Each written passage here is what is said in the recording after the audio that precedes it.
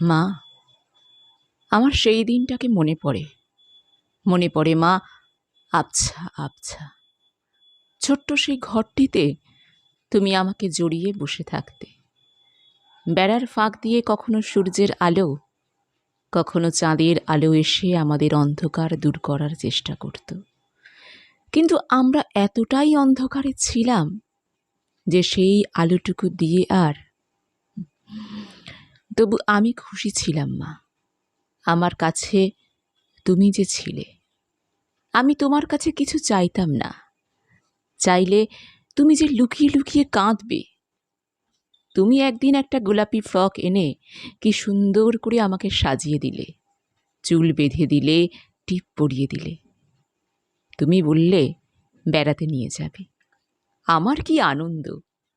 আমি তোমার হাতটা শক্ত করে চেপে ধরে বসে আছি। সেখানে কত ফুল গাছ, কি সুন্দর সবাই খেলা করছে। একজন আন্টি আমায় হাত ধরে ভেতরে নিয়ে গেল, বলল, তুমি এবার থেকে এখানেই থাকবে। দেখো কত বন্ধু আছে। আমি চিৎকার করে বলে উঠলাম, না না, আমি বন্ধু চাই না, কিছু চাই না, শুধু মাকে চাই। আমাকে আদর করে ভালোবেসে তুমি বললে, কিছুদিন পর আমাকে নিয়ে যাবে, মন দিয়ে পড়াশোনা করো। যখনই আসতে আমায় বলে যেতে, কিছুদিন পর নিয়ে যাবে। আমি শান্ত হয়ে মন দিয়ে পড়াশোনা করতাম। তুমি মাঝে মাঝে আমাকে দেখে যেতে, অনেক অনেক কিছু দিয়ে যেতে। তোমাকে আমি ততটুকুই পেতাম। আমি তোমার দিকে চেয়ে থাকতাম, তোমার চেহারায়, চোখে, মুখে ক্লান্তি আর চিন্তা। এভাবেই আমার বড় হওয়া। আমার বোর্ডিং স্কুলের মেয়াদ শেষ হলো মা।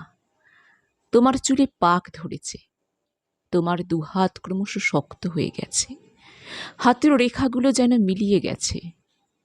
আর তুমি কষ্ট করবে না মা। এতদিনে যা বিদ্যা অর্জন করেছি তাতে একটা মোটামুটি ভালো চাকরি জোগাড় করলাম। এখন আমাদের মা মেয়ের সচ্ছল পরিবার। আমরা এখন ভালো আছি মা, ভালো আছি। সেদিন অফিস থেকে ফিরে দেখি একজন অসুস্থ ভদ্রলোক বিছানায় শুয়ে আছেন।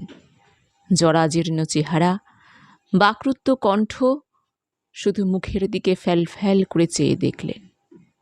তুমি আমাকে বললে, পথের ধারে পড়েছিল, মায়া হলো তাই নিয়ে এসেছ। যদি কেউ খুঁজতে আসে কিংবা সুস্থ করে আবার পাঠিয়ে দেবে। আমার ব্যাপারটা ভালো লাগলো না, এরকম হুট করে একজনকে। কিন্তু মন না চাইলেও তোমাকে না বলবো না মা। 7-8 দিন পর ওই ভদ্রলোক আরও অসুস্থ হলেন। আমরা তাড়াতাড়ি হাসপাতালে নিয়ে গেলাম। পরদিন বিকেলে উনি মারা গেলেন। শ্মশানে গেলাম। আমি ভাবলাম, দাহটুকু বাকি থাকে কেন, এও তো পুণ্যের কাজ। মা, তুমি বললে, মণি, মুখে আগুনটা দাও, উনি তোমার বাবা।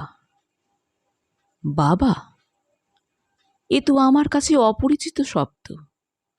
ছোট থেকে কখনো দেখিনি, শুনিনি, আজ হঠাৎ কেন মা, কেন? রাগে দুঃখে চোখ ভিজে আসছিল। তুমি বাড়িতে গিয়ে সেই ছোটবেলার মতো আমাকে জড়িয়ে ধরলে।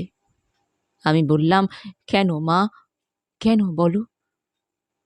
তুমি বললে, মরে যাওয়ার আগে একবার দেখে তো গেল আমি তোমাকে ঠিক মানুষ করেছি, মানুষের মতো মানুষ।